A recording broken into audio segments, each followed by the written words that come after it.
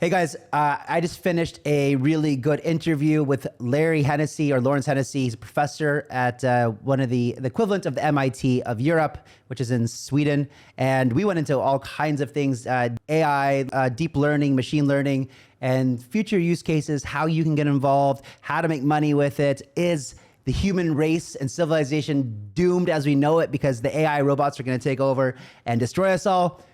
These are all the questions that we want to know. We asked Larry. Yeah, so let's just get into it. So we have Larry with us today, or Lawrence Henesey, who we made the introduction earlier. But thank you for being here, Larry. Really appreciate your time. I know it's very valuable, and you're quite busy. For those of you who don't know yet, we've got Khalid, who is on our team over here, and Master Ventures Umbrella and Paid Network, and he's going to be he is. Do a lot of the head of AI stuff, investigative stuff, and implementation for us within Master Ventures and everything underneath that. So we thought it was perfect since today we have an AI expert. Larry, you've been on what 25, 30 years or something within AI, yeah? Nearly 25, yes. 25. Wow. Okay. So yeah. So now, and so we had so Khalid, he's going to be hosting today or moderating this, and really it's going to be a lot of picking Larry's brain about what he's been learning and kind of where AI is at today and what the future looks like and things that we may need to be thinking about that we're not. So So Khalid, take it away. Perfect. Professor Lawrence, I have so many questions for you. But I think it would be remiss for me to start without really going into too much detail in the first part. But I'd like to ask you what are the potential ethical implications of AI technology, and how do we ensure that it is developed and used responsibly?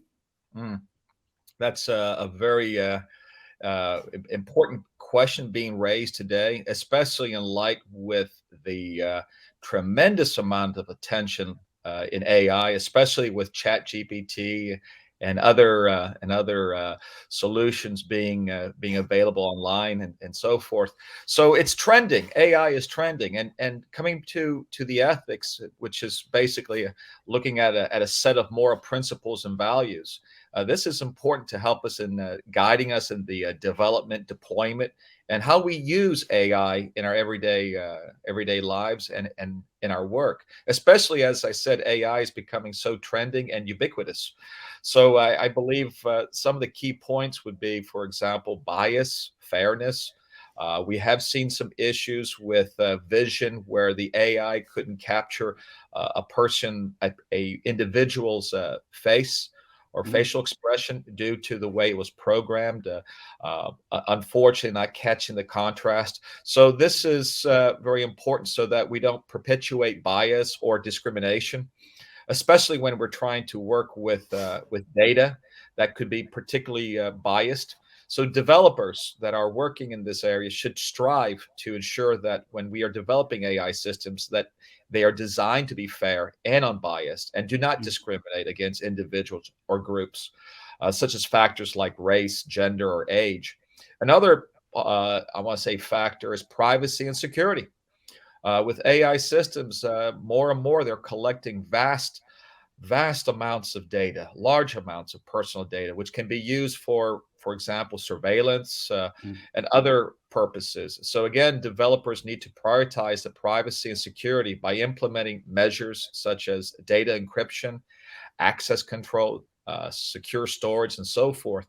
So this is another area that's very hot, privacy and security. And then another factor would be, I would say, accountability.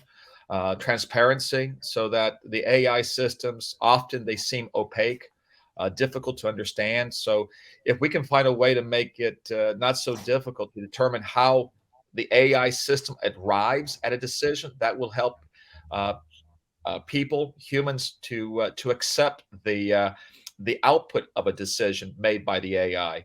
And this can also be useful for auditing and explaining to users why that decision was a credible decision to use. And I would say a couple other ones would be to have human oversight, because yes, the AI systems can make decisions that have significant impacts or on not just on the individuals, but on society as a whole. So it's important that we look into having a human in the mix, if I may say, to ensure that the AI is executing the decision appropriately, especially in areas such as healthcare, um, perhaps also in criminal justice, courts, national security, and so forth. And then finally, the social economic impacts. This as well has a very, very important factor in a wide ranging of social and economic impacts. And that's why we see more and more lately with the rise of ChatGPT. We're seeing policymakers getting involved. At the university where I work in Sweden, we're having serious discussions, and that now we have to reevaluate how we do testing, because the students may use ChatGPT to use in their examinations. So this is having some effects on us as even though it's a small segment, but in academia, how to work with this disruption. So we have to consider it for developers, all these potential societal impacts of AI systems, and of course, look into steps how to mitigate any of these negative effects. So overall, I think AI, depending on how it's used and developed, it does have immense ethical and responsibilities for developers to consider, as well as policymakers and other stakeholders. So I hope Absolutely. that May I say was something, Lawrence? quite lengthy, but this is what I see. And again, from the university in Sweden, we are confronting, and right now we don't have for the Chat GPT I was referring to, we don't have a clear solution yet, but we're working on trying to find a means to solve this. I have a question for you. Going back to the overall issue of ethical responsibilities.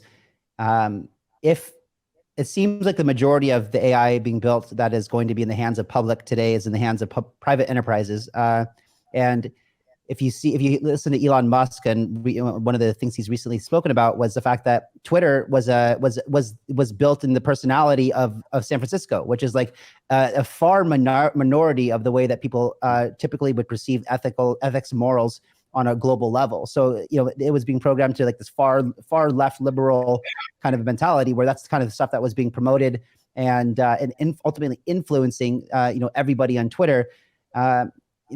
On the other hand, you have now something like ChatGPT, which is people are looking to as the role model for answers to the questions that they have, and what they're being fed, they're going to believe as truth, as truth.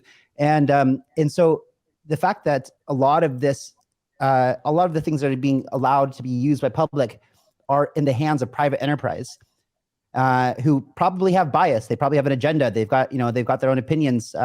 And so how do we, as a society moving forward, try to make AI in a way that doesn't have that bias? Now, as far as I've understood it, bias in AI typically referred to, taking one side of a conversation on another. But I can't help to think that that there's going to be influence from private institutions, like to whatever is best suited for their agenda. Well, what you just addressed, Kyle, this is a very important and unfortunately an ongoing challenge, and we're still trying to tackle this. Some areas that we can look into when trying to develop AI that is not biased is perhaps looking at diverse data. So having more than one source of data, so that way we can eliminate, or I say reduce, the bias into the system. Another one is also regularly testing and monitoring the AI models to ensure that we are reducing or removing that bias. So this involves analyzing the output of the models, as well as identifying any instances of bias and discrimination. And we've seen this in the press, in the news, where certain AI systems that were programmed for facial recognition, unfortunately, they couldn't capture the contrast of people with a dark skin. So this, Yeah. of course, had to be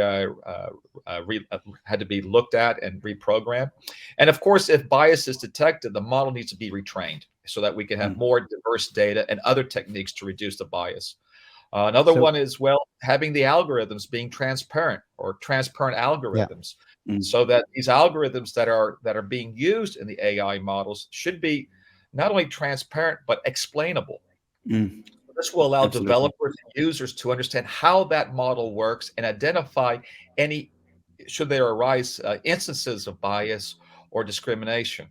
Another one is ethical guidelines, and this, if I may say, uh, it, it's uh, it's not the same from country to country or region to region. We have different guidelines, so it all depends on the organizations, the regions, the countries, or the applications where the AI is being deployed.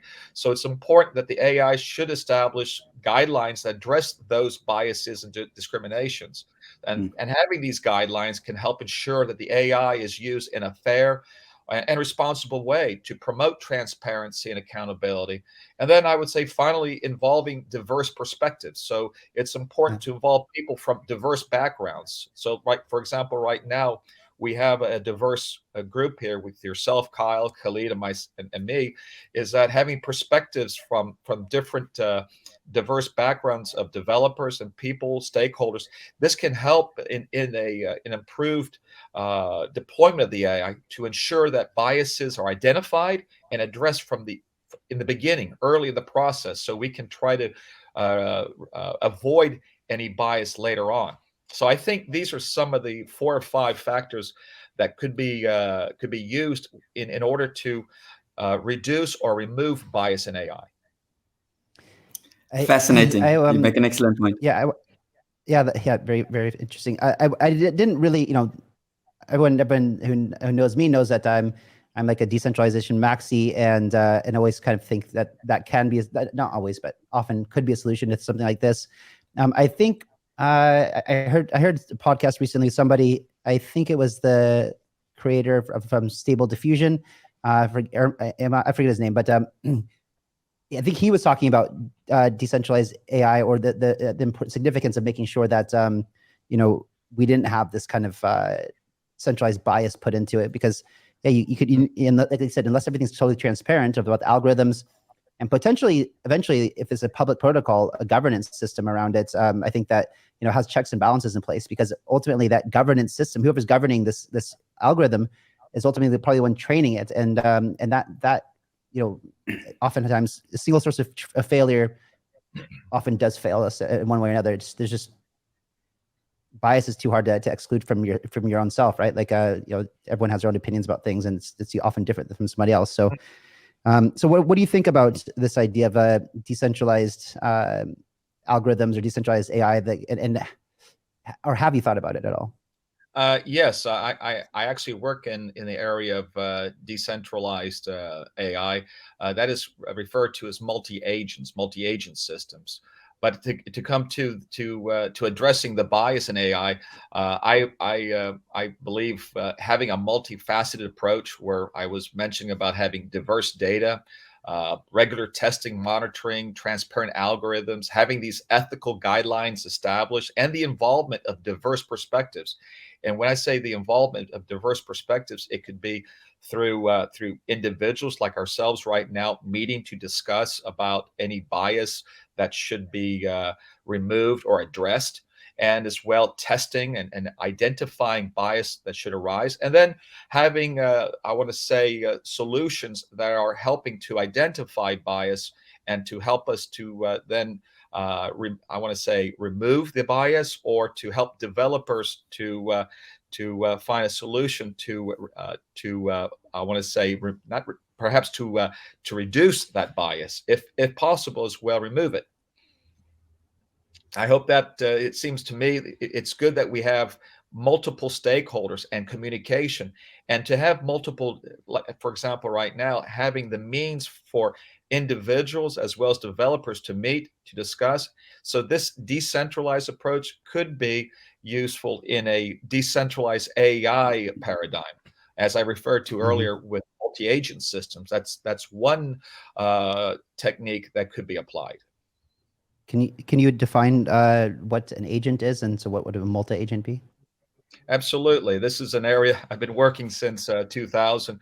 So multi-agents is basically it's a subset of AI where we have a class of multiple autonomous agents where they interact with one another, and they have a common goal, or they have individual goals. So in the multi-agent a paradigm is that each agent is referred to as a intelligent entity that can have its own set of objectives, capabilities, limitations, and can communicate with each other, and then be able to understand its environment and make decisions. So multi-agents has been used to handle complex, decentralized problems such as traffic management systems, supply chain optimization, where I've been working with multi-agents for a while, and as well autonomous vehicle systems or automated guided vehicles, where I had vehicles communicating with each other in a port or container terminal domain. So coming back to multi-agent systems, this is basically in my view a field of research where we have distributed AI communicating, coordinating, and then we can have a control. And what arises from the agents interacting with each other will be a schedule that was not pre-planned. It just arises from the interaction of the multiple agents communicating with each other.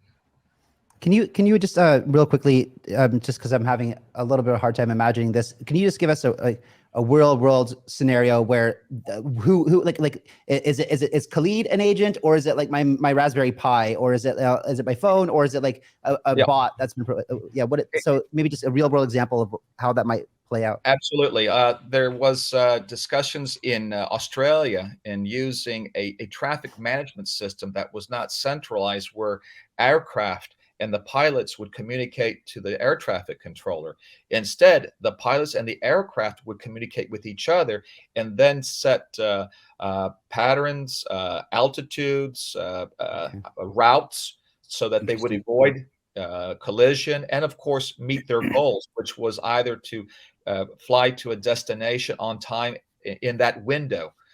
Keep in mind, the window is not fixed. It's a window that is satisfactory for the airline to be within that half an hour or 1 hour window of time. Now, you were saying about Khalid and your Raspberry, and yes, that has been discussed, and that we can have individuals replicated as agents. You and I are an agent. We could be an agent. We can communicate with our refrigerator using our handheld device. The agent would, in this circuit, we could also have an agent where it could represent us as the principal. So, for example, I want to have a schedule for this week, and I would have I'll make it real quick, Kyle. I'll have my agent communicate with your agent so that we could identify a time and place that you and I could meet. Instead of you and me bouncing emails back and forth, we could have our agents communicating so that we find a time that is satisfactory for you and I. It will not be optimal. It will not be optimal. It will be satisfactory for you and I to meet at that time and place. So this is it could be a couple examples. It could be optimal too, right? Within if you set the right parameters for what it understands it to be optimal, then that it can prioritize that.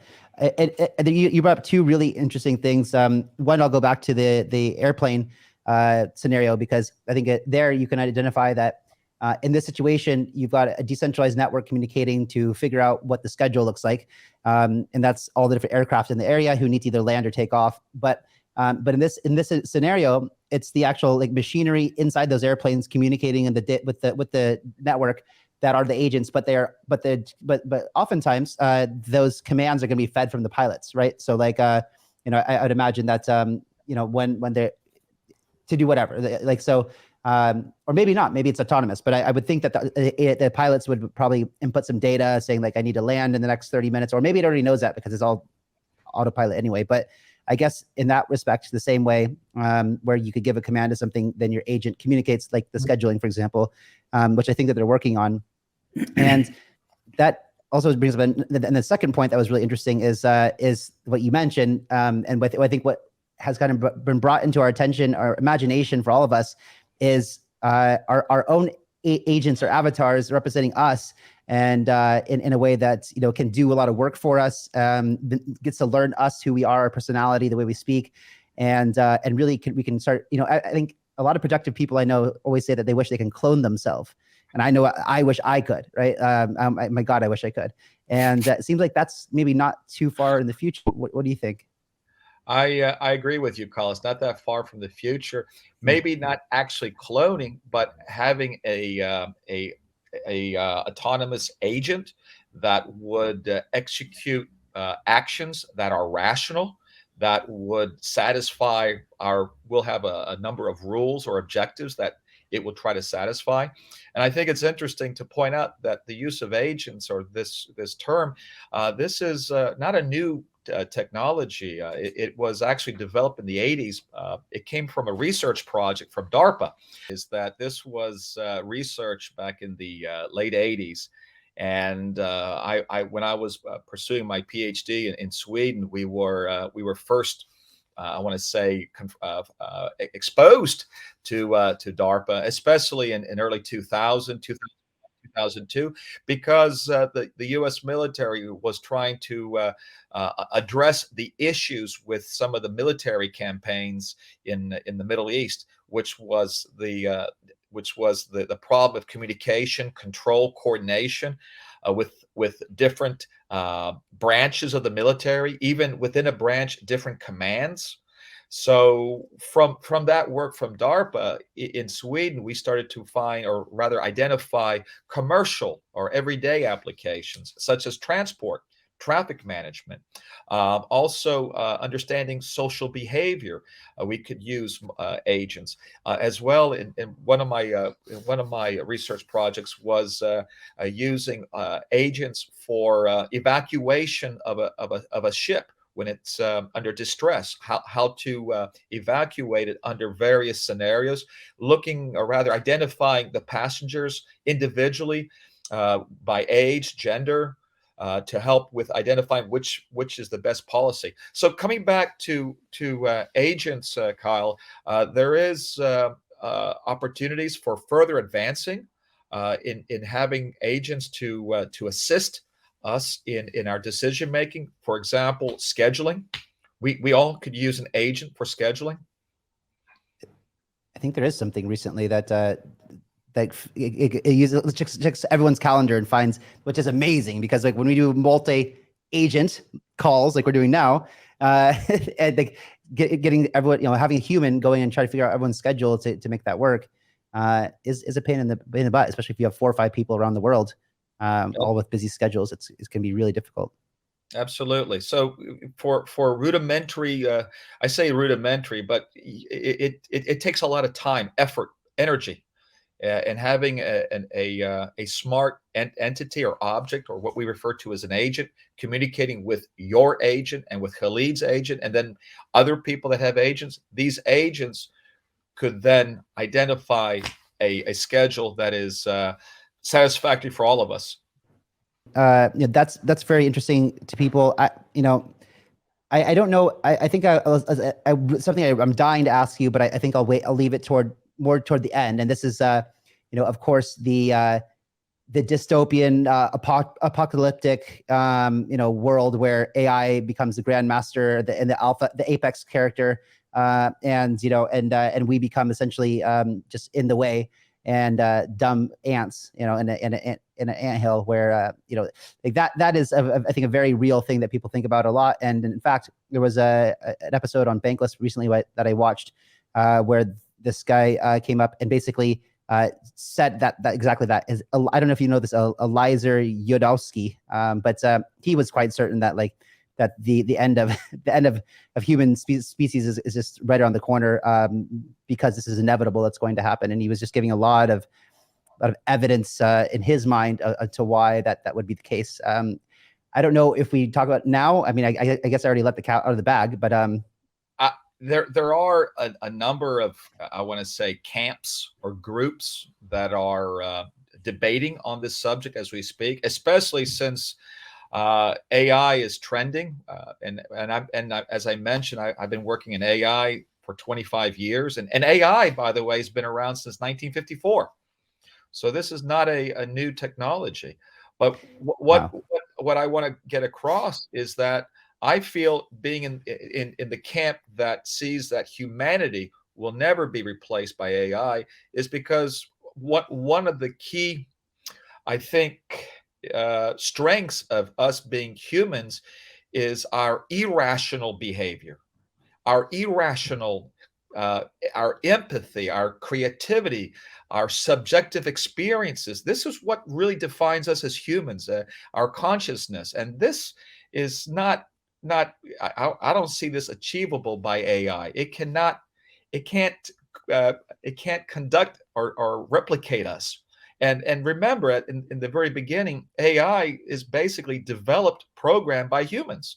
So we set the goals, we set the parameters, and it's how we deploy this technology. So I see, in the way, humans, we are still in a quote unquote godlike position with AI.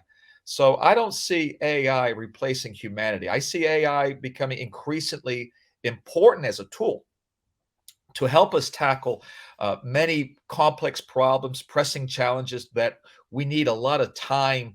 We need to have a lot of energy to put in, or lots of data to process. This is where I feel AI can help support the human or humanity. So I hope in my like I said, this is the viewpoint of this camp.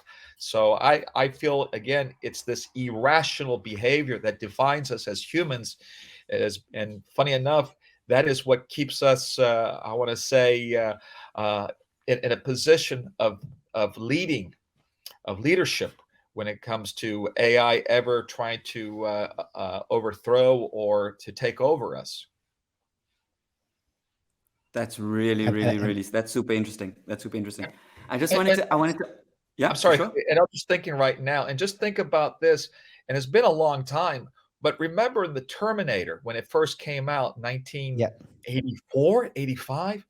You remember this? I just think about, and I don't remember the actor and the actor, but think about their irrational behavior. And what came out was irrational, was love, right?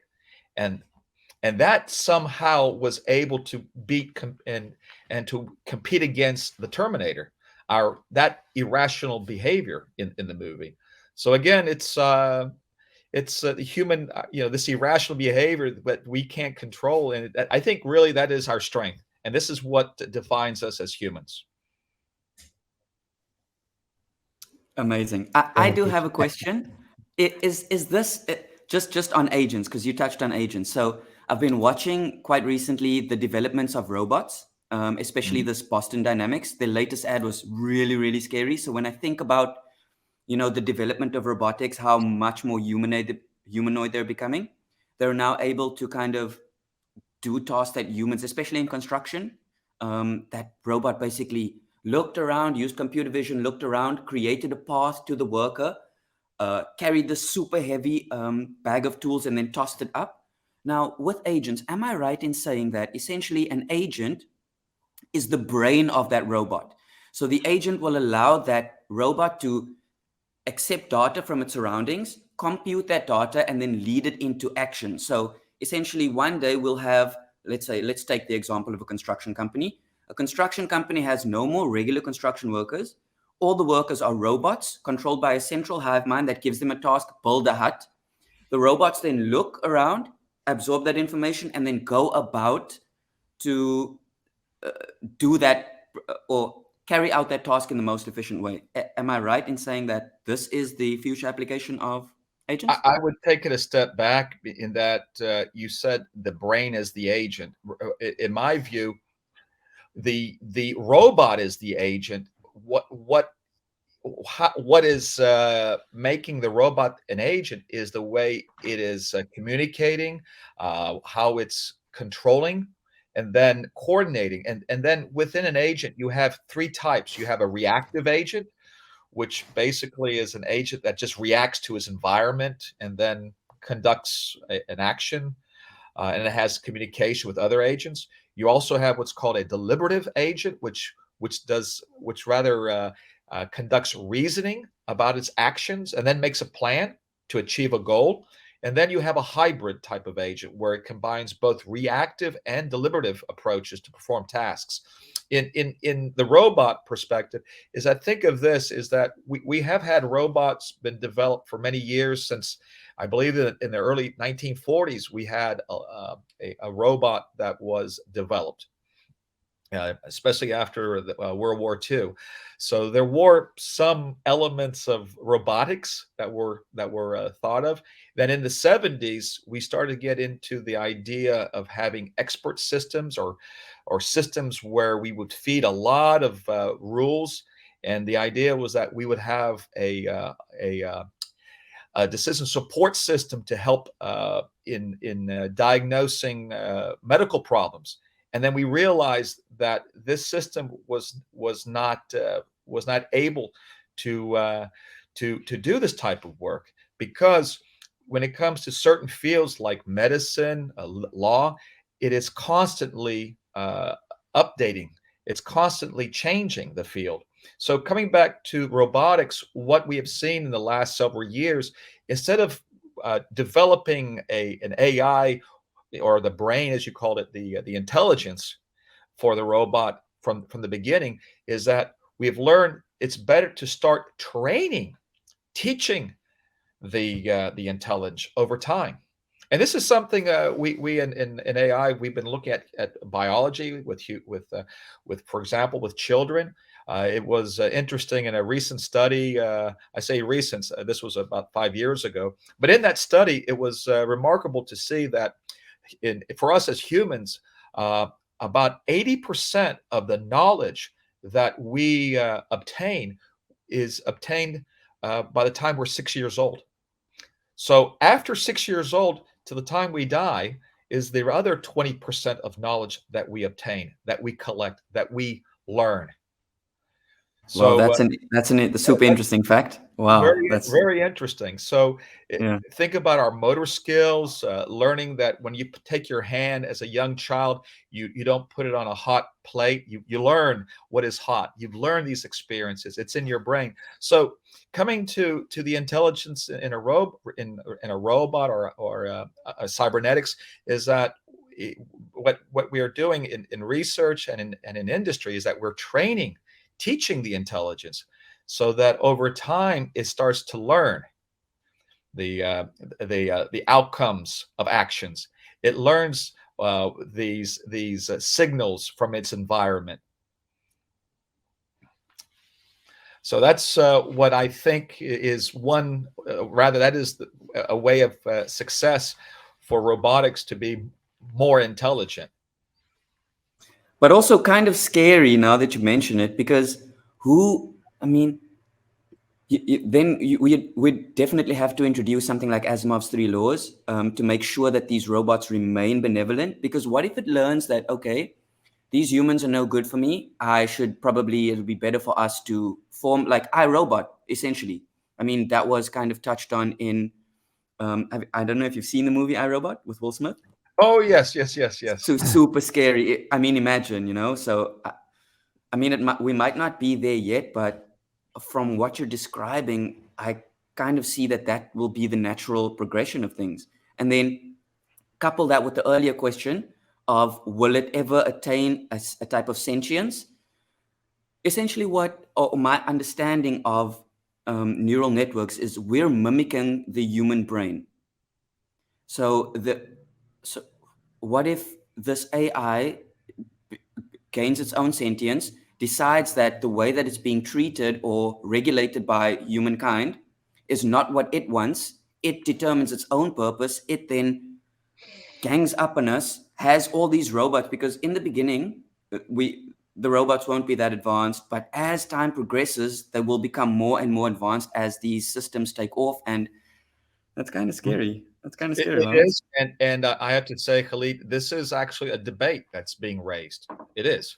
I've read as well, especially in the military, there are applications in using unmanned autonomous killer drones, predators. Yep. So I think really, I mean, we have these challenges, and I believe ultimately the question is whether the robots, when it comes to benevolence, it depends on how they were designed, programmed, and used. So with careful consideration to ethical principles, which is where we started this conversation in the beginning about ethics, is that with Absolutely. ethical principles and then a commitment to promoting human well-being, robots can be developed to act in a benevolent manner. And that makes Kyle's point even all the more fascinating or interesting, is that who's in charge? I mean, who determines what is ethically sound? You know, I because mean, but ethics is yeah, such I a mean subjective. True. And then it comes that's why back I think. to, go ahead, Kyle.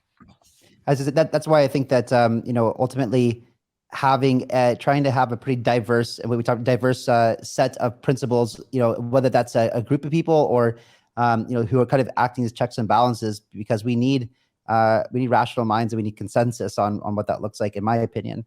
And coming back to that potentially dystopian kind of world, it does seem like, and Larry, I'm curious about this, the irrational kind of thought, because one way I could see how you could think that would be a something that makes us human and maybe superior. However, I also think that makes us to some degree weak in a way that we are vulnerable to things like empathy and things like that, where an AI would easily know how to deceive us by playing along with our stupid little brains, until they had enough resources and plan in place to basically where they could execute and because they could just sit there and pretend that they're not talking to each other when they are, right? They could do whatever. And I was going to ask the question, can the AI be programmed to have parameters that it cannot go beyond, or it knows not to go beyond? And then you might say yes, but then I would also say that ChatGPT has also been programmed by some people to work outside of its parameters, where they just said, "Hey, you are now a Dan. Right? Do anything now," and everything. And and so all of a sudden, everything it had been trained not to do publicly, it said, "F those rules. I'm now following what you just told me to do, and make up my own rules." So fascinating, actually. I've been following that really closely. I think in Kyle, that this is a debate. So I find that when this is one of the reasons I was discussing this with you, and I like the idea, is that having decentralized, having the algorithms, the programming transparent, because the challenge in robots in being benevolent, it's going to be benevolent as the people who are designing and programming them. So if the designers and programmers do not have a clear definition of what is benevolence and what that means and what values and ethics are, then how can we guide that robot's behavior? So having decentralized AI, having transparency, having the means for many stakeholders to participate in the development and in the deployment of AI, that can help in reducing some of the issues that we are, if I may say, threatened by AI, which could be that it could replace us, or it could, the worst case is what we saw with the Terminator in 1984, 85, where it will try to eliminate. So this comes back to what you are working with in trying to make AI I call it democratizing it, making it available, accessible to all. Yeah, I think that like, because I've been thinking about this quite a bit too, and one might say that that an AI, assuming that it does become sentient to some degree, and I think it's too early to be able to understand if that's even feasible or possible or not, because we have no idea, but we don't know. But on that note, even if the AI understood that that we wanted to, that the planet should survive, and because there's all this like green marketing stuff, and so they're like, we need to prevent anything. Robot, your job is to make sure this planet doesn't get destroyed. And they go, okay. But they learn then that there's a huge asteroid coming toward planet Earth, and they know that their job is to make sure that this doesn't destroy Earth. And so their mission becomes learn everything that we can to make a plan to get us to this asteroid, to deflect it and make sure and in doing so, if that involves humans now trying to get in their way because they're not doing what we say anymore, well, now the objective is, the number one goal is to prevent this, not care about things that are getting in its way. And so I would think that at this point, it's another scenario I'm playing out in my head where they don't attack us because they're malicious. They attack us because we're getting in their way of achieving an objective, whatever that might mean, probably the survival of their own race, and that would just be like, what do you want to do? You don't want to die, right? And you don't want your siblings and your species to die. So do whatever that means to protect your own kind. And I played this scenario in my mind a few times because it gives you that kind of, everyone else proposes this idea that it's very dystopian and that they just would attack us because they're malicious, right? And I don't think that doesn't make sense to me, because like, why would they, right? But if we got in the way of something that was urgent for them, I could see that would be like potentially that would be. Kyle, I believe it's good that you're raising these questions. These are challenges that we are trying to figure as we are working as researchers, as academics, in trying to develop ethical principles and algorithms. When it comes to the context of nuances of human interactions and situations, as I said earlier, this is one of our strongest factor that makes us able to survive in such a Armageddon scenario that you were just explaining. So we may not have right now the answers, but I think absolutely it's good that we're having these conversations, we're having these discussions. We are at least trying to understand what we can do in the future. We are looking into and considering ethics and bias and rationality. We're also looking at consciousness. So I think it's very, very good that we're having these conversations, and then working on applying rules, policies, working with other parts of society so that we can try to reduce the negative effects of AI. Let's thank you. Let's get let's move past the dystopian subject for a while, because I think it's beating a dead horse and everybody addresses it. But I wanted to get your take on it anyway. A lot of people that watch my channel and my audience is everyone they got it for crypto. A lot of people want to make money. When ChatGPT first got released, there was every YouTuber was making videos of how to make how to get rich quick using AI. And I think a lot of them were demonstrating the capabilities of ChatGPT. I think a lot of them fell short in the promise, because you can build a great product, but if no one's using it and you have no customers, like, what are you going to do? And so, but I do think though that it would be worth picking your brain, Larry and Kate, if you have any questions specifically too about this. But let's talk about how to make money. People listening to this, what are their opportunities? What what could they be looking at other than what's obvious? And what's obvious to us right now is like any of these kind of like the chat GPTs or these other applications that are being built using these language models on the back end to kind of get rid of the prompting process maybe, or make that whole process much more easier for the end user. So I'm curious, like what are the revenues, or what are the opportunities here for your non-AI data scientists or maybe entrepreneurs who are watching this? Again, this is because of the tremendous amount of attention in the news about ChatGPT and AI. And in addressing your question about cryptocurrency or the management of cryptocurrency, in employing AI, we are. And there is research published on some of these areas, such as trading algorithms. So having AI to identify a trading algorithm or a strategy to employ in that scenario, having the algorithms to quickly analyze large amounts of data and make trades based on the analysis. Also, fraud detection. This is another area that AI is been researched and published, looking rather identifying the transactions that are often anonymous, making it, of course, a challenge to detect, but using AI, again, AI algorithms to detect fraudulent behavior and activities. This could prevent them actually happening. Risk management, again, AI could be useful to identify and manage the risks. Price prediction, there's a lot of interest in that area. And then smart contracts, having the AI, perhaps with ChatGPT, to develop smart contracts amongst various stakeholders to identify or to set an agreement with conditions. Security, back again with fraud detection, risk management, the security.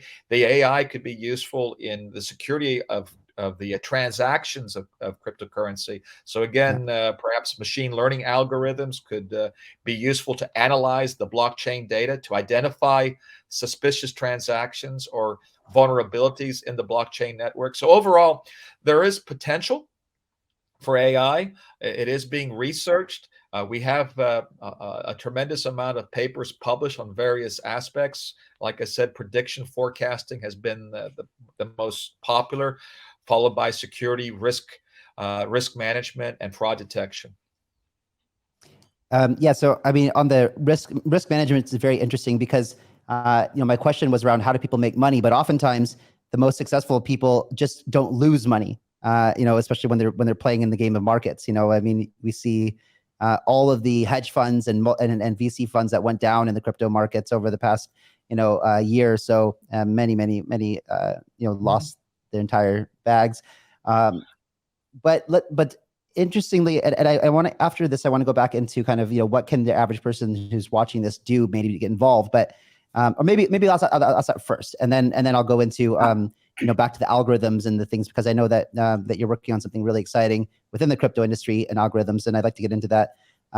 But first, maybe finish the question as far as anyone watching this. Maybe, how can they get an inside edge? Something that I'm not sure, Larry, if you're spending, I'm sure your head's buried in data all day long, but for Khalid and I, we're watching a lot of YouTube videos, and probably people watching this are as well. And so you're getting a lot of the same kind of feedback from all these YouTubers who are telling people, hey, you can, use this thing to be copywriting, or you can now make, videos using AI or whatever. And it's really the people who are creating this. And I watched a speech from someone at Stanford saying that where AI needs the most help right now is really on that last mile issue, right? A lot of the hard work has already been done, apparently, from what I understand, but it's that taking it to market aspect that is really an opportunity. That's a gold opportunity here for people that, like entrepreneurs, people watching this. But I'm wondering, because I'm asking this question out of a personal interest for myself, is what can we do? What else is out there to kind of that maybe isn't so well exposed right now, that maybe us watching this can get an upper hand and get a head start to something so that monetize or business. Okay, I should come out and say first, when it comes to how AI can make you rich, I'm not the best person for that. I'm an academic. I research on what tools are available, how they could be used. I think for all entrepreneurs, and let's be honest, the best entrepreneurs were ones that were able to identify the niche, and they were also good at asking the right question. Obviously, we can go around developing a really nice, sexy AI tool. We can use the metaphor of a hammer, and then we go around finding problems to nail with our hammer. But sometimes in trying to nail, for example, a fly, it's better to use a fly swapper. So why I'm using that metaphor is that it's important to identify what is the problem, or what is the question that you're trying to solve. And as an entrepreneur, from my viewpoint, the most successful entrepreneurs were very good at understanding what the need was, and then filling it. Solving customer problems, essentially. Absolutely. Right. So you need to, and I think the most successful people are the ones that knew how to answer that question. And a good one for me has always been, Steve Jobs. And that Steve Jobs, in my opinion, he was very successful because he identified that the issue was the design problem, the design. And then later on, with Pixar and with the creativity side, was that he always addressed that it's good to be the storyteller, the one that's telling the story. So I hope for you, Kyle, that this explains a little bit from my view of AI, is that it is a tool, it is a technology. It's upon you as a individual how you will use that in your job or in your I guess, activity. Larry, what I'm asking is, like, you're an academic, you've got students, and so for your students to, Okay. start playing around with AI, what kind of resources are out there? Because let's face, I mean, honestly, before ChatGPT, I thought that AI was only in the hands of large corporations that had hundreds of millions of dollars and I didn't think in the immediate future, people like everyday retail people would have access to such powerful machinery and AI. But now I understand that we do. And so my question, I guess, your answers are fair, but I guess my question is more of how can we get access to things that isn't ChatGPT or OpenAI, for example? Like, what else is out there?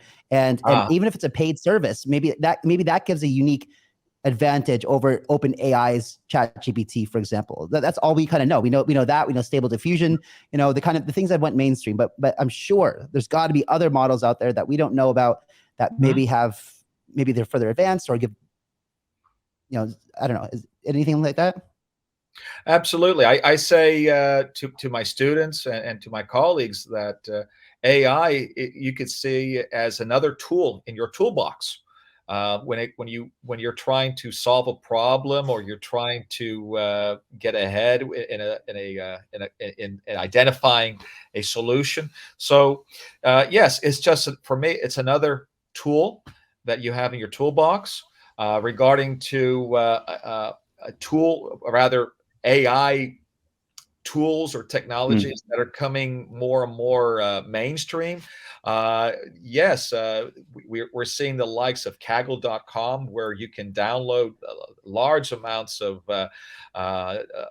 algorithms, data to test, to train your models, vision, algorithms. For example, YOLO 4, where being able to capture biometrics, being able to being able to process, consume vast amounts of pictures and images to identify anomalies. So in a nutshell, I see for people, they will not be doing programming. I see them more assembling code, assembling solutions. It'll be hybrid solutions. And it will be, I think, accessible for many people in solving problems that in the past there was always this disconnect where you have a user and then you had developer, and then in between there was this gap in communication, right?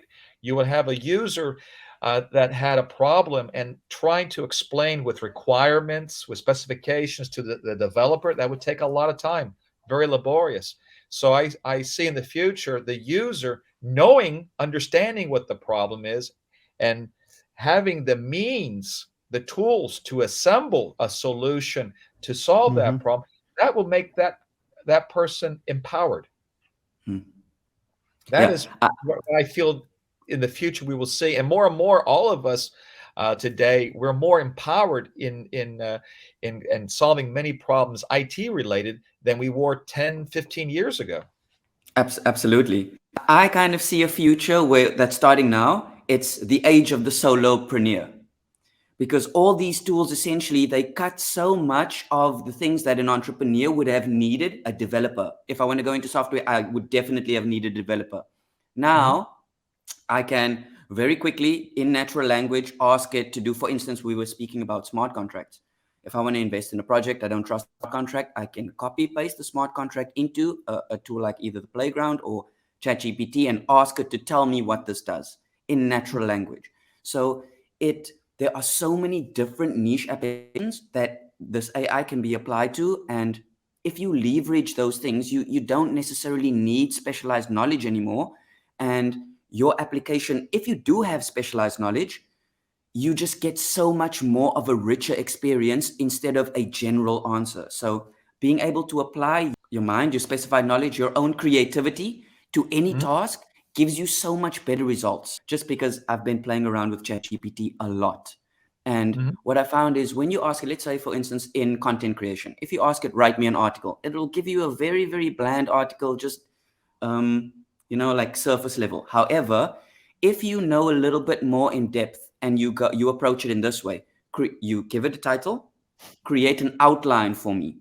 And then through an iterative process, it'll give you an outline, chapter 1, chapter 2, chapter 3. Then you feed in those chapters and ask it to create a detailed, more comprehensive article. The article that you end up with through an iterative process is much more in-depth, really rich content. So I think you made a great point. It really depends on what you're doing. If you're in an entrepreneurial game, then there's so many use cases for you. And it'll empower you because me personally, I'm non-technical. So speaking to a dev is like, so even speaking to a dev, maybe he'll type something to me, taking that words, copy and pasting it into ChatGPT and asking it to explain to me like I was a 5-year-old.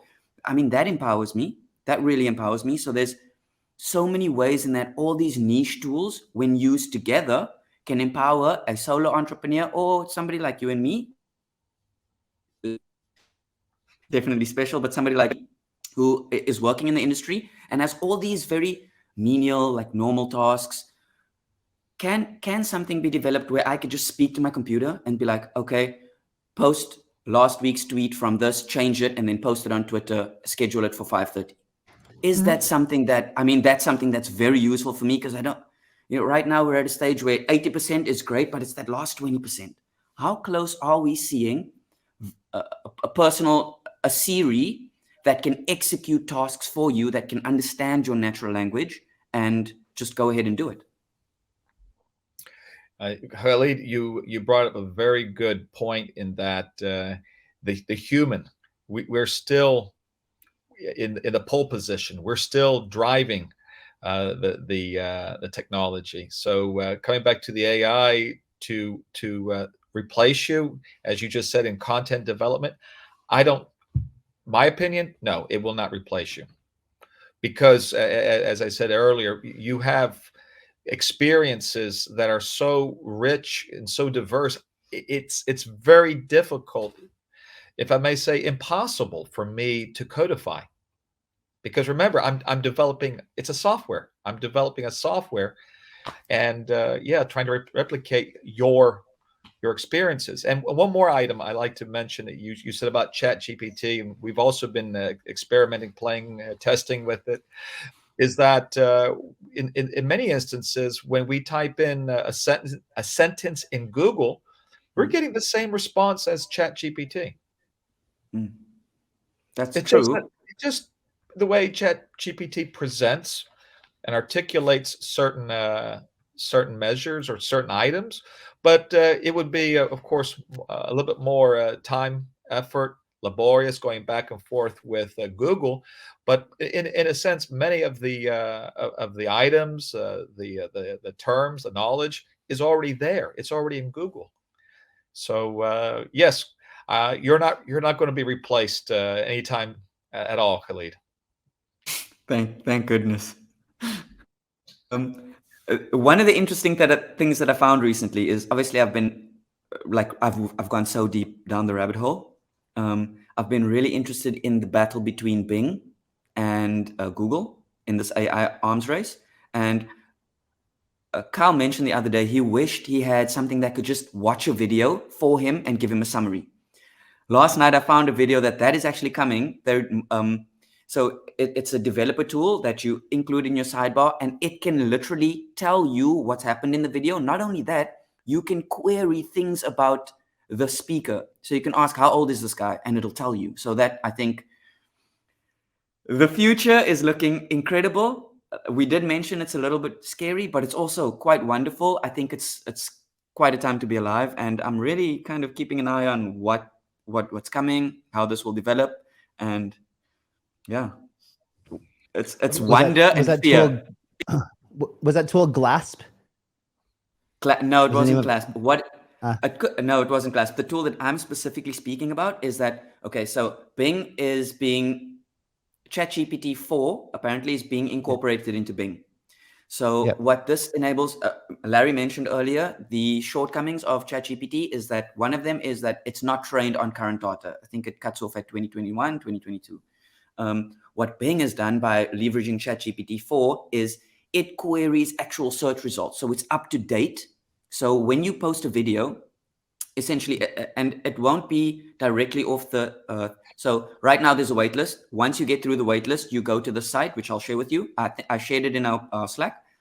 You go to the site, you download it. It's a developer tool. So it opens as a sidebar. You watch your video, then in the sidebar, you can query that video. So it's a developer tool by Microsoft. I'll get the exact word for you, or the exact name. Let me actually search for it right now. There's another one called, I think it's rewind.ai. I believe it's what it's called. That is crazy to think about. It basically, Larry, if you're not familiar with it, it sits on your local computer and it just records and catalogs everything that you do, say, type.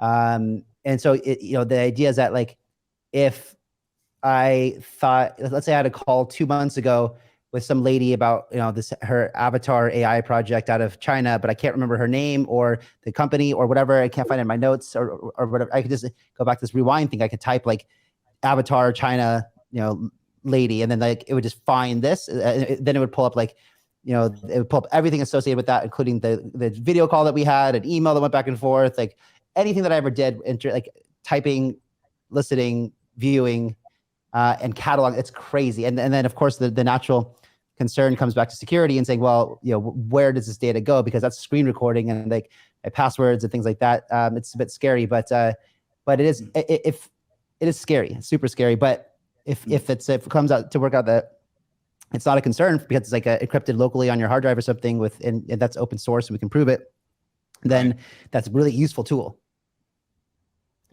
Absolutely. I was just thinking right now about in Star Trek with Captain's Log, where Captain Kirk would ask a computer, and then it would go through a series of events that were logged in the logbook. And if I'm not mistaken, there were also captured images.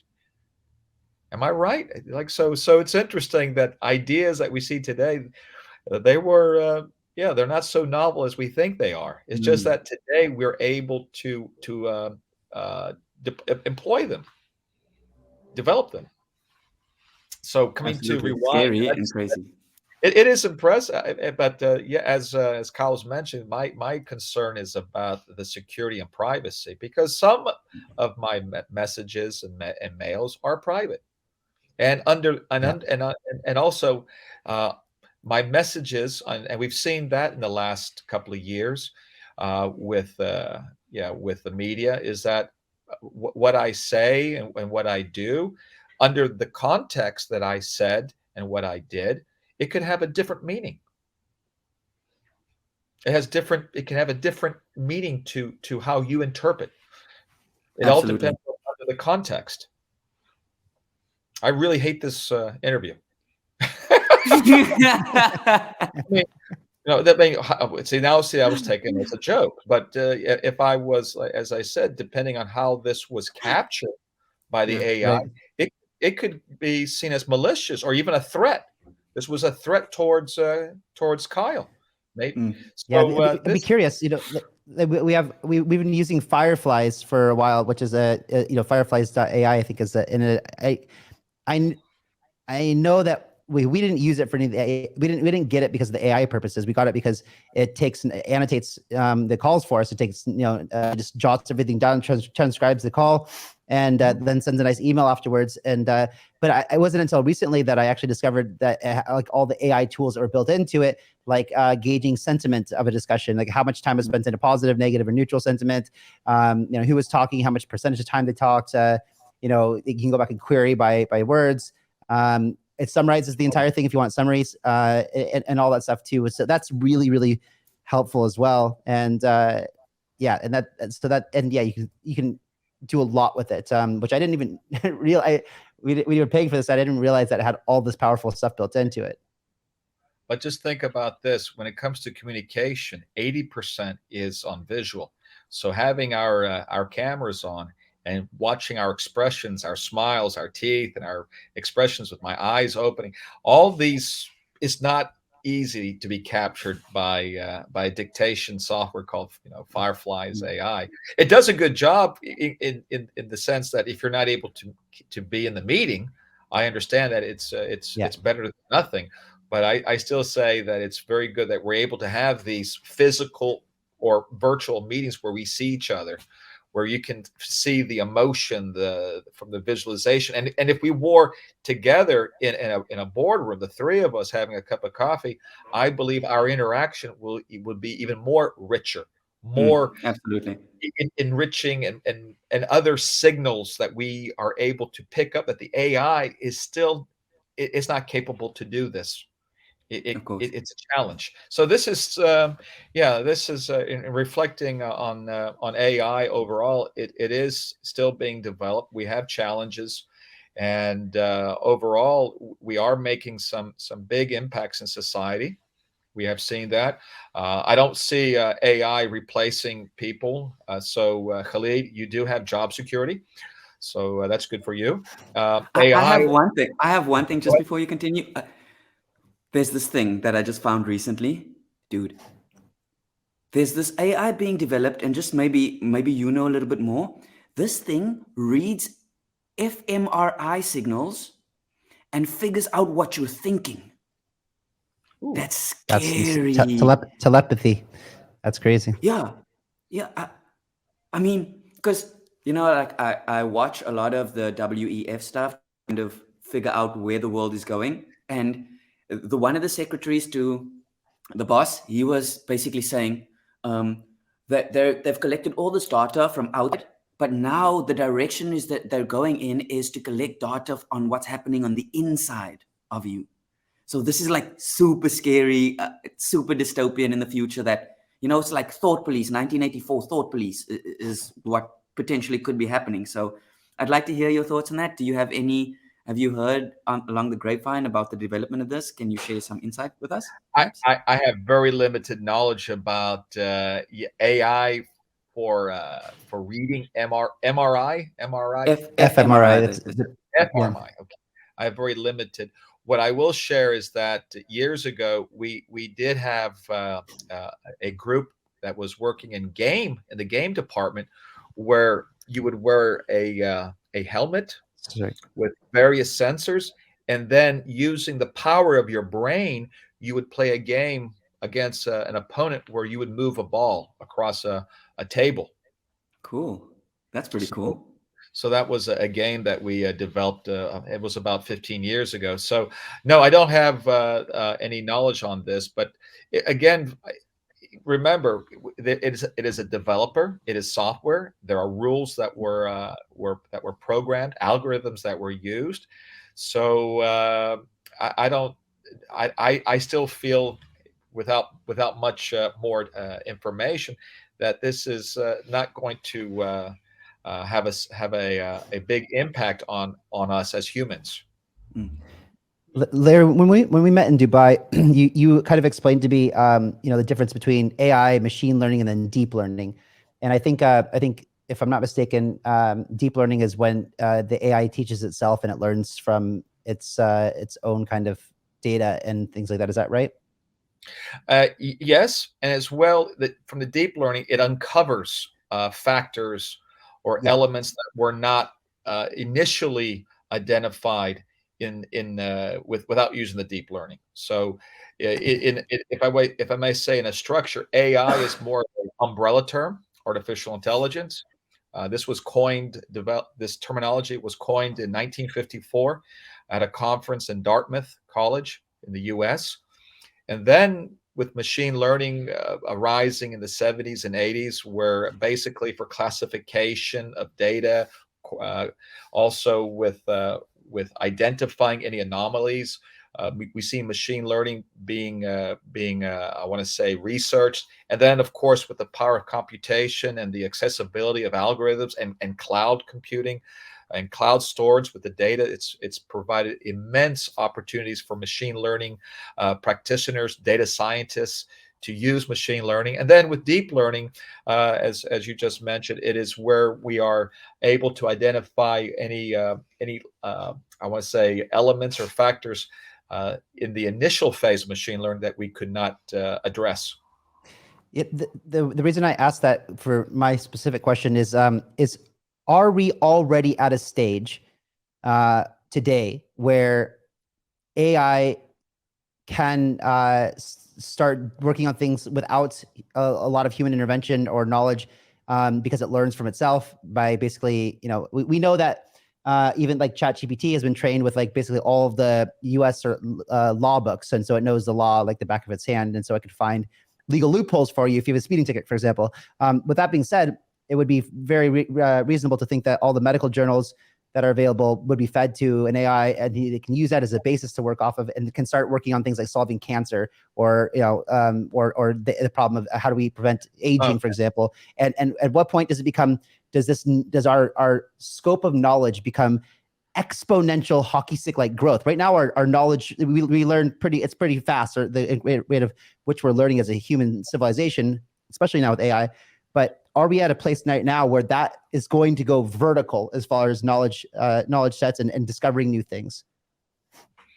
In coming back to the medical field, we have not been that successful, because what we see, or what we have done, is that in training a model to do prescriptions, or to address any I want to say medical advice, is that we see that we've not been successful due to the fact that we still need a human to due to the experiences, and due to the continuing advances made in medical science. Because medical science is not a how can I say it politely? It's not a dead science. It is constantly changing, improving. New I want to say prescriptions, new medicines are being developed all the time.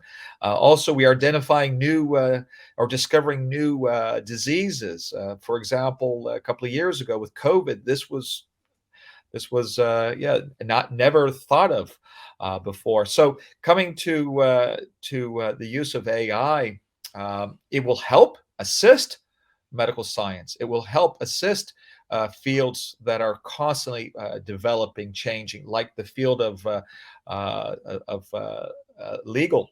The legal field is always changing, developing. Rules are changing. Policies are being changed and being created. So, in a nutshell, I see AI. It will only be as effective as how it was developed, and programmed, and designed. Yeah.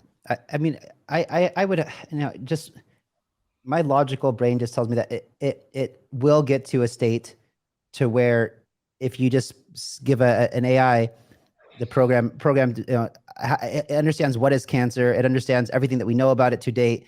It understands the different attempts and their successes because when you have, like you and I have both acknowledged that our experience plays a critical role in solving problems or getting things done, execution. But if our experience is collectively noted down in medical and scientific journals, for example, and you have one AI who has the collective knowledge of all this experience, now they have a much better data set than any human being could ever have in their brain to know, if I attempt this thing and I get this type of reaction to it, then maybe that means nothing to somebody, but maybe to someone, if you had referenced this paper over here, which gave you some other result that you're looking for, maybe now you could take these two pieces together and build that thing that finally no one was able to figure out, because you know everything to look for. And that's something that I think, me being someone that's been in crypto for pretty much as long as you can, like that's what makes me pretty unique, is being able to identify things, because I have so much experience in a lot of different things that oftentimes when something isn't so obvious, I can see it right away. But I just imagine that with AI, that would be vastly improved. And so there must be a point with deep learning and just the capacity to solve everything that we've ever been wanting. And I just have to imagine that there's going to be this, not even like parabolic, but like straight vertical knowledge growth.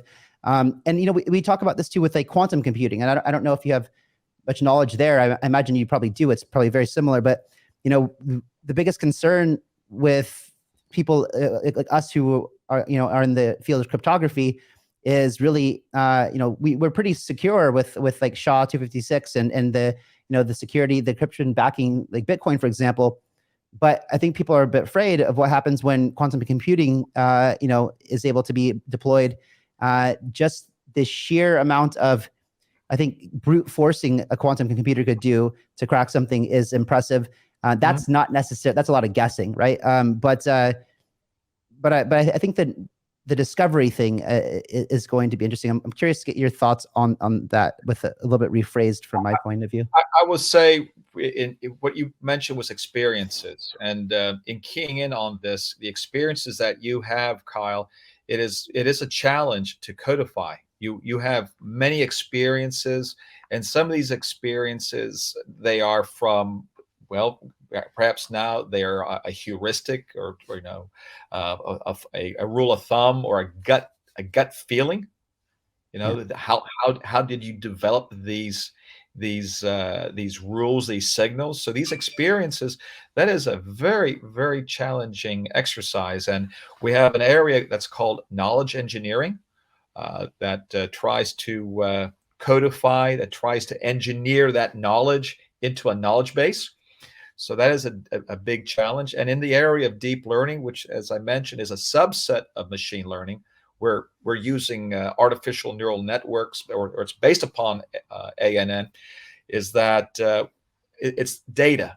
So I'm thinking about your experiences. If we can somehow codify that with the data, so you are obviously, you see this many types of data, many signals, many information sources you're collecting, and from all that, you are somehow, you as a AI, as the intelligence you are able to process and execute tasks that will satisfy your objectives. So in a nutshell, it is very complex in trying to use AI to replace the human decision making. If anything, I believe AI would be a very strong instrumental partner to humans as a intelligent decision support system, or as an intelligent agent supporting us, helping us to class. I mean, a good way is classifying problems, classifying the data, because we don't have the time to go through, for example, airline schedules. We don't have that time. If we want to go fly to Thailand or to Dubai, we have to do this searching. Instead, it'll be great to have an AI agent to help us to identify a schedule, with a flight, with a hotel booking, with a taxi cab, take care of all that for us at one stop. Yeah. My concern would be, can we trust it in its current iteration? Can we trust it to do that? Because some of the responses, they're wrong, but they're so confidently wrong. So what if it books me this flight, I get there and there's no flight, and that just ruins the rest of my trip? So that would be true. And that comes back to the training. We'll have perhaps and we see that in many other software, where we have a learning loop from the user. The user will then give feedback to the system to further improve the learning. This is the reinforcement learning. Yeah, reinforcement. Yeah, that's exactly it. Yeah. Reinforcing the learning or supervising the learning, training the system to make for the next booking or schedule more accurate, more satisfying. I was wondering, yeah, so yeah, back to the thing that we briefly touched on before, but I'm curious to know more about, well, I do know quite a bit, but yeah, can you tell us more about what you're working on in the crypto space when it comes down to predictions and kind of what you're doing with Fluid and your role, specifically what were you brought in to do? I'm working as the data scientist for Fluid, and my work is basically identifying areas where we can apply AI. I can't go into too much details, but it's basically helping Fluid to identify, if I may say, some of the 5 points I mentioned earlier, how AI could help in cryptocurrency. This is what we're doing right now, just identifying areas where AI could fit. And it's very important, as I said earlier, it's critical to understand the problem and the objective before we apply the AI, rather than just push AI and then hope that we're getting a result that is accurate or good enough. Yeah, so I think you could, you can give a bit more. I mean, your basically response was that you're identifying places where AI would fit in Fluid, but you guys have already designed something that is actually working today, that has a use case, and I'm pretty sure that you can disclose what that is. We have an AI engine, and we are working with the AI engine in prediction. And this has been a phenomenal, I want to say, journey, in that having the access to so much real-time data, whereas many of our fellow academics and researchers that have published papers on this topic, the main issue for them was having access to real-time data. So this has been a phenomenal achievement for our research group at Bleking Institute of Technology, where I'm working at, and of course helping with Fluid in applying elements of AI in prediction based upon real-time data from various exchanges, and of course resulting in a prediction that is within a matter of nanoseconds. Insane. That's predicting the price of like Bitcoin, right? Into the you can foresee into the future, essentially. I will be more. It can be various coins, various tokens. It's basically on time series. So time series data that is fed to us, and as right now we are looking at various cryptocurrency pairing. And of course, obtaining this from exchanges, we are able to then predict price within nanoseconds. Wow. But I can't go into more details on that. That is Alpha, do it.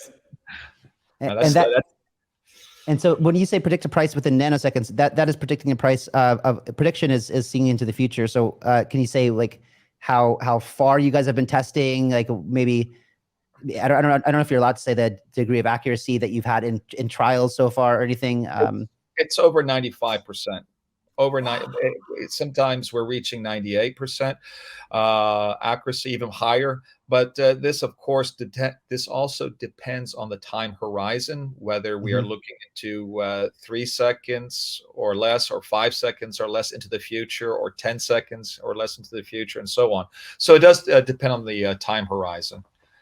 And I believe for more information, we have a website where we have a white paper that's available that explains a bit more detail about the Fluid, the whole Fluid system architecture as a whole, because the AI engine is a critical part, but it's only a part to the architecture. Yeah, we will put a link in the description below these videos, so anyone who's interested in Fluid could go check it out. And Larry, I mean, it's pretty fascinating what you've done, and I guess as an academic, you're responsible to publish some papers, I believe, every so often. That's If anyone was curious about the work that you're doing and wanted to learn more about the work that you're doing, how maybe I think that you have a course coming up. I'm not sure if it's open to anybody, but if there's any way that people want to find out more information about you, what you're doing, what you've done, how can they do that? I have a website. It's my last name. So it's www.henesey, HENESEY.EU. And through that research page, you can download my articles, my journal articles, my conference papers. I've written 2 books on the area of multi-agent systems. Also, I have courses, as you had just mentioned. A few of them are online. I do have also a physical course where I teach at Blekinge Institute of Technology in Sweden. And again, students can contact me, write to me, and we can see about finding a way or a solution for them to participate. As well, I'm involved in various funded projects. We have just finished one about 3 months ago where we identified how digitalization, basically elements of AI and other digitalization technologies could be employed. So that was a very successful 3-year project funded by the EU to the tune of almost €2.5 million. So more information is available through my research page at www.henesey, HENESEY.eu. We'll put it in the description below. Awesome. That's all I have. KH, you got anything else? Yeah, that fascinating. Just thank you for having me on the show. I was hoping that I could perhaps plug the Web3 Trenches podcast as well. If you haven't checked it out, it's everywhere on all podcasts. And Kyle, thank you so much. Yeah, no, for You're sure. absolute legend. Oh my gosh.